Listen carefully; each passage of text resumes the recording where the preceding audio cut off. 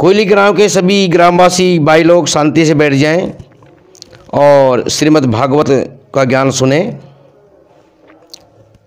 अब परमात्मा ने कहा है कि जस घर चंदन लादे उभारा, परिमल बासन जाने गंवारा। परमात्मा कहते हैं जैसे गधा आ रहा है, गधा मंदबुद्धि का होता है। घोड़े से उदाहरण नहीं दिया परमात्मा ने। घोड़ा तेज होता है, तेज दौड़ता है। साहब ने चुना है सब खर जैसे खर, अर्थात गधा चंदन का बोझ अपनी पीठ पर लाद ले, लेकिन वो परिमल अर्थात चंदनवास अर्थात सुगंध। परमात्मा कहते हैं कि अगर गधा चंदन के बोझ को अपनी पीठ पर लाद ले तो उसकी सुगंध को वो नहीं जानेगा। अब साहिब ने ये बात गधे के लिए नहीं की गई, वो ऐसे मंद बुद्धि वाले लोगों के लिए उन्होंने कहा है जैसे कोई आदमी अपनी पीठ पर गीता, पुराण, महाभारत, वेद शास्त्र, बीजक, उपनिषद सब लाद ले और दिन भर घूमता रहे तो क्या एक भी ज्ञान उसके आचरण में घुस जाएगा? कभी कभी लोग कहते हैं कि ज्ञान को घोड़कर पी जाइए। अब विद्यार्थियों से शिक्षक कहते हैं कि किताब को घोड़कर पी जाइए। अब कोई मंदबुद्धि का विद्यार्थी किताब को मिक्सी में डालकर पीसकर काढ़ा बनाकर पी जाए तो क्या किताब का ज्ञान जीवन में आएगा? नहीं आएगा। किसी को भूख लगी है और वो व्यंजन वाला किताब ले आवे कि हलवा कैसे बनाना है, खीर कैसे बनाना है, यानी किताब में सब विधि लिखी है। अब उसको घोल गाल कर पीस करके पी जाए तो क्या किताब उसको हलवा का स्वाद मिलेगा? नहीं मिलेगा। क्या खीर का स्वाद मिलेगा? नहीं मिलेगा। किताब में लिखा है। आज वही हम कह रहे हैं कि गीता के बोझ को ढोए फिर रहे हैं, रामायण के बोझ को ढोए फिर रहे हैं, वेद को अपने सिर पर लादे फिर रहे हैं। उससे कोई संबंध नहीं है। गधे की पीठ पर चंदन लदा हुआ है।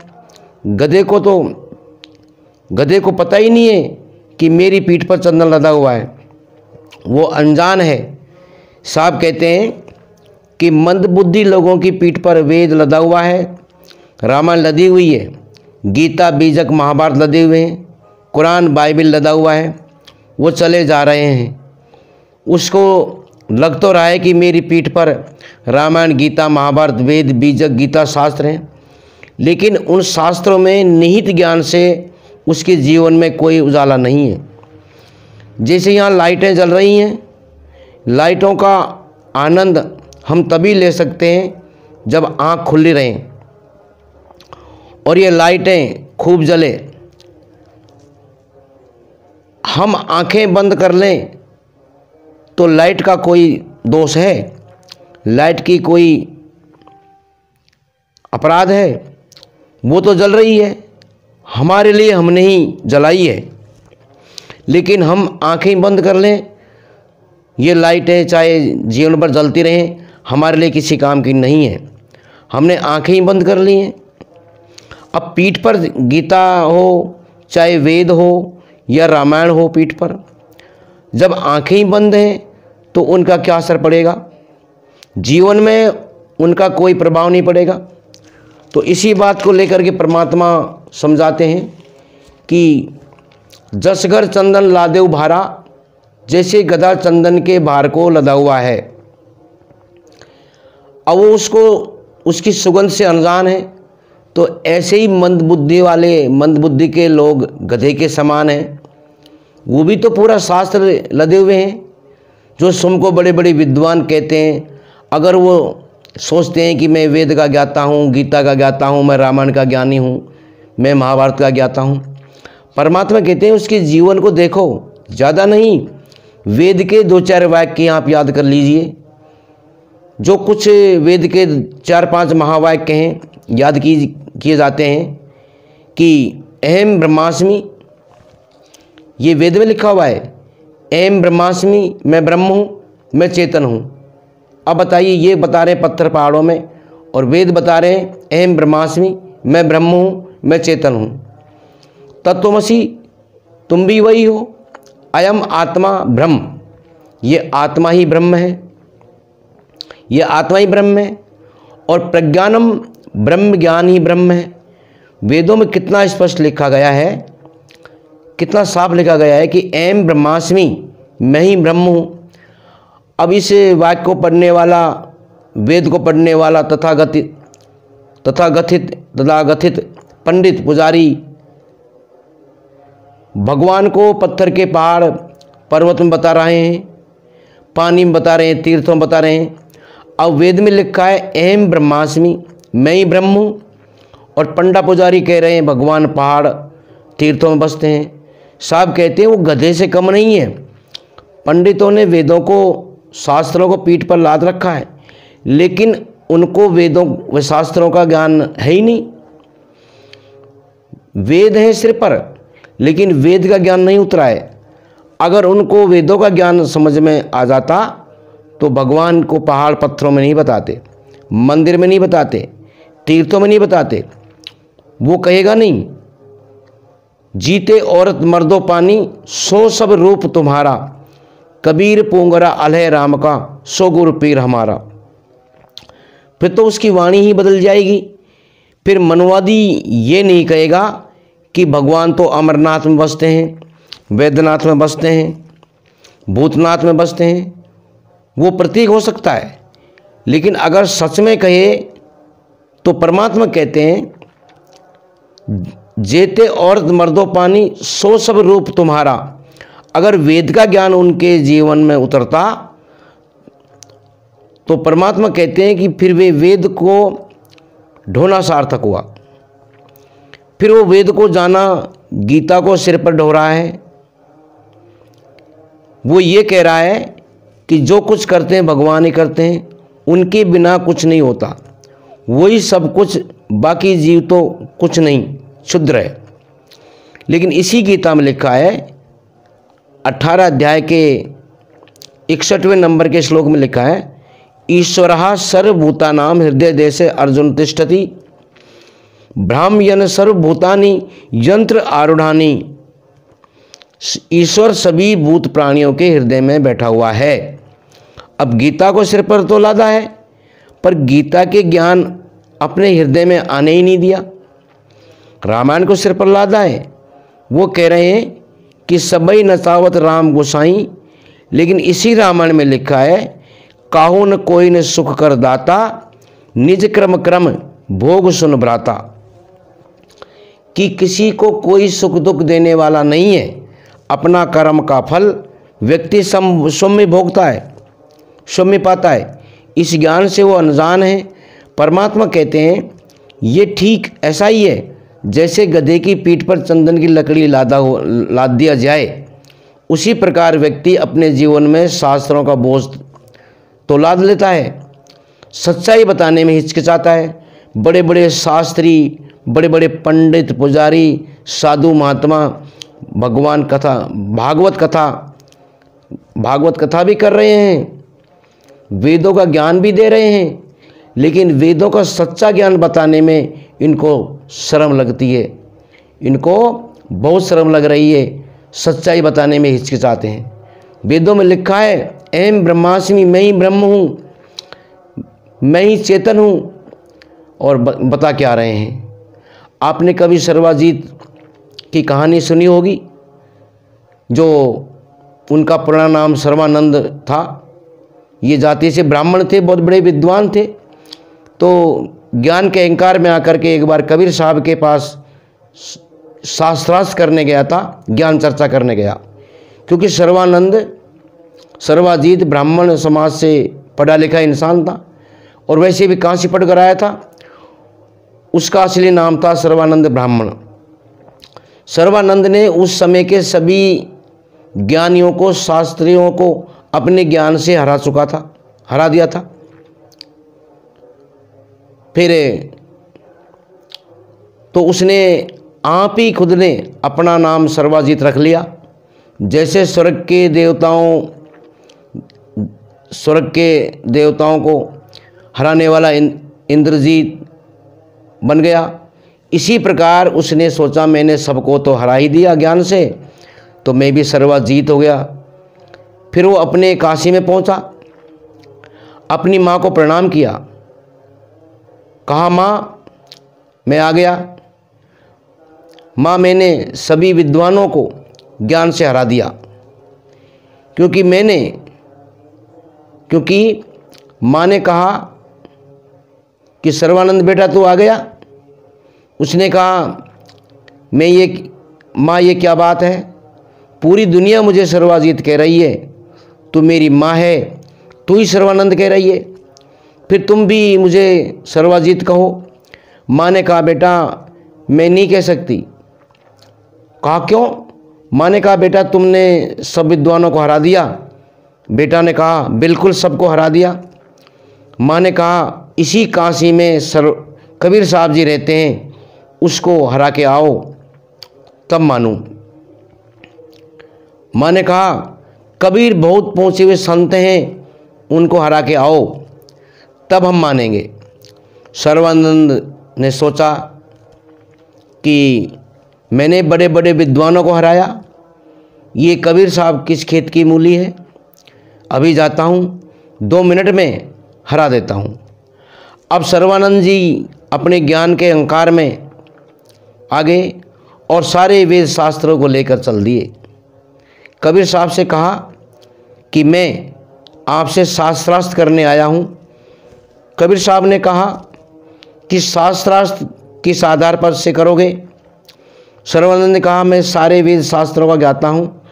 कबीर साहब ने कहा कि तुम लिखी हुई बातों का शास्त्रार्थ करने आए हो। लिखी हुई बात तो मुर्दा होती है, ना जाने कब लिखी गई, तुम उसको लेकर शास्त्रार्थ करने आए हो। तुम्हारा अपना अनुभव ज्ञान क्या है? तुम्हारा अपना ज्ञान क्या है? सर्वानंद ने कहा मेरा अपना ज्ञान, मैंने वेद शास्त्रों को पढ़ा है। तब साहब ने कहा मैं कहता आँखन देखी, तू कहता है कागज़ की लेखी, तेरा मेरा ज्ञान व मन एक कैसे हो सकता है? कबीर साहब कहते हैं कि मैं तो आँखों देखी बात करूँगा, मैं तो अनुभव की बात करूँगा, और तुम कागज़ में लिखी हुई बात पर बात करोगे, तो तुम्हारे और मेरे बीच में मेल कैसे होगा? और भी बहुत सारी बातें हुई, उन शास्त्रों की बातें करते रहे साहब, अनुभव की बातें करते रहे। और कहा जाता है कि अंत में वो सर्वानंद नतमस्तक हो गया। कबीर साहब के अनुभव के ज्ञान में वो झुक गया, चरण छुआ, कहा गुरुदेव मैं आपकी शरण में आया हूँ, मैं आपकी शिष्यता स्वीकार करना चाहता हूँ। मैंने बाहर सारे शास्त्र पढ़े, फिर भी मैं स्वयं को न जान सका। मैंने बाहर का सारा ज्ञान पढ़ा, फिर भी मैं स्वयं से अनजान रहा। आप इस साधारण सी भाषा में आपने अपने अनुभव का ज्ञान से मुझसे परिचय करा दिया। मैं शब्दों से परिचित हुआ, व्याकरण से परिचित हुआ, गीता रामायण भागवत से परिचित हुआ। स्वयं से तो मैं अपरिचित रहा, स्वयं से तो मैं अनजान रहा कि मैं कौन हूँ। आपने आज मुझे मेरा पता बता दिया। मैं आपके चरणों में झुक रहा हूँ। और कहते हैं कि वो कबीर साहब के शिष्य हो गए, और शायद उनका नाम सुरती गोपाल साहब ने रखा। जो कबीर परंपरा में सुरती गोपाल साहब हैं, वही सर्वानंद हैं, वही सर्वानंद हैं। इस तरह से लोग ज्ञान का घमंड कर लेते हैं कि मैं गीता का ज्ञाता हूँ, मैं वेद को जानता हूँ, रामायण महाभारत को जानता हूँ, 6 शास्त्रों को जानता हूँ, 18 पुराणों को जानता हूँ। पर साहब कहते हैं उसमें निहित जो तत्व ज्ञान है, जो आत्मज्ञान है, जो आदर्श है, उससे व्यक्ति अनभिज्ञ रहता है, उससे अनजान रहता है। इसलिए वो गधे के समान है जो चंदन की पीठ पर लाद के चलता है। साहब कहते हैं गधा मत बनिए, अर्थात मंद बुद्धि बन के मत घूमिए। वो पंडितों से कहते हैं तुम्हें लगता है कि तुम शास्त्रों के ज्ञाता हो, तुम्हें लगता है कि तुम वेद के ज्ञाता हो, पर तुम तो कुछ नहीं जानते। जिसने स्वयं को ही नहीं जाना, क्या जाना? कुछ नहीं जाना। इसलिए साहब कहते हैं कि परमल वासन जाने गंवारा, वो इस शास्त्रों की सुगंध से अनजान है, शास्त्र रहस्य अनजान है। कहें कबीर खोजे आसमाना, साहिब अपना नाम स्वयं अपनी तरफ से उच्चारण करते हैं कि मैं कह रहा हूँ कि ऐसे लोग बात तो बड़ी बड़ी करते हैं, लंबी चौड़ी करते हैं, आकाश पाताल को एक कर देते हैं, बाहरी ऊपर ऊपर खोजते फिरते हैं, उस तत्व को, उस ज्ञान को बाहर खोजते रहते हैं, बाहर दौड़ते हैं, पर सोना मिला तो जाय अभिमाना। जो मिथ्याभिमान में पड़ा है, जो देहाभिमान में पड़ा है, ज्ञान का अभिमान में पड़ा है, ध्यान का अभिमान में पड़ा है, वो परम तत्व से, परम सत्य से अनजान है। अब आप देखिए अभिमान किस किस चीज़ का होता है। अभिमान सिर्फ धन का ही नहीं होता कि हमारे पास धन बहुत है, कि हम बहुत सुंदर हैं, हमारा घर सुंदर है, हम जानते बहुत हैं। सिर्फ इन्हीं चीज़ों का अहंकार नहीं होता। साहब कहते हैं अहंकार तो ध्यान का भी होता है। बड़े बड़े ध्यानी बड़े बड़े अहंकारी हो जाते हैं। अहंकार तो ज्ञान का भी होता है। साहब कहते हैं इसका मतलब यही हुआ कि उसने ज्ञान को पीठ पर लादा है। इसलिए मनुष्य ध्यान का अहंकार कर बैठा, भक्ति का अहंकार कर बैठा। अगर वही ज्ञान अपने हृदय में ले पाता तो भक्ति तो मनुष्य को विनम्र बनाती है, ज्ञान तो सरल बनाता है, ध्यान तो व्यक्ति को निर्मल बनाता है। यदि कोई ध्यान करता है और ध्यान का अहंकार आ जाए, इसका मतलब व्यक्ति ने ध्यान को समझा ही नहीं। साहब कहते हैं ध्यान करके अहंकार आ गया तो ये तो बिल्कुल उल्टी बात हो गई। कोई भूखा था, भोजन किया, भोजन के बाद उसको और भूख लग गई। अब और भूख से बेतासा पागल सा हो गया। भूख मिटाने के लिए ही तो भोजन किया, अब भोजन ही भूख को बढ़ा दे। ध्यान ही अहंकार को जगा दे। इसका मतलब वो ध्यान को जाना ही नहीं है, वो ध्यान को समझा ही नहीं है। ध्यान व्यक्ति को सरल बनाता है, ध्यान व्यक्ति को निर्मल बनाता है, पवित्र बनाता है। आप कथा सुनते हैं ना, बड़े बड़े ध्यानी जो हिमालय में तपस्या करते थे, वर्षों से तपस्या में रहते हैं, ध्यान में किसी ने उनका ध्यान भंग कर दिया तो तुरंत श्राप दे देते थे, तुरंत क्रोध जागृत हो जाता था। अब आप सोचिए जो वर्षों से ध्यान में होगा तो वो ध्यान उसको इतना निर्मल बना देना चाहिए, वे व्यक्ति इतना सरल, इतना सहज बन जाना चाहिए। साहब ने कहा कि आपको कोई गाली भी दे मुस्करा जाना चाहिए। संत का लक्षण जिसके भीतर ध्यान वधित हो जाएगा, उसका लक्षण ही यही है। अगर कोई आपको गाली भी फेंक देता है, बदले में आप मीठे वचन फेंकिए, मुस्कुराहट दीजिए। साहब कहते हैं कि ध्यान अगर जीवन में घटित हो गया तो उसको सच्चा ध्यानी कहूँगा, जिसके चेहरे पर अपमान के बाद भी थोड़ा सा शिकन ना आए। कोई अपमान भी कर दे, कोई अपशब्द भी बोल दे, कोई निंदा भी कर दे, उसके चेहरे पर थोड़ी सी भी शिकन ना आए। बुद्ध यही शिक्षा देकर गए थे। सतगुरु कबीर जी यही बात कह रहे हैं कि मिथ्याभिमान हम कर बैठते हैं। सिर्फ रूप का ही नहीं, धन का ही नहीं, पद का ही नहीं, ज्ञान का भी, ध्यान का भी, भक्ति का भी और सत्संग का भी और दान का भी अहंकार हम किसी भी चीज़ का कर लेते हैं। तो इन चीज़ों से हम बहुत दूर हो जाते हैं। हम अगर धन का घमंड करते हैं तो धन से भी दूर हो जाते हैं। धन पास में होता है पर वक्त पर काम नहीं आता। तो साथियों, हमें इस प्रकार का ज्ञान नहीं लेना चाहिए और हमें सभी को हिल-मिल के रहना चाहिए। मनुष्य को साथ देना चाहिए, मनुष्य को प्यार करना चाहिए, मनुष्य को एक दूसरे काम में हाथ बटाना चाहिए और अब मैं अपनी वाणी को यहीं विराम देता हूँ। तब तक के लिए सभी साथियों को साहेब बंदगी, जय भीम, नमो बुद्धाय।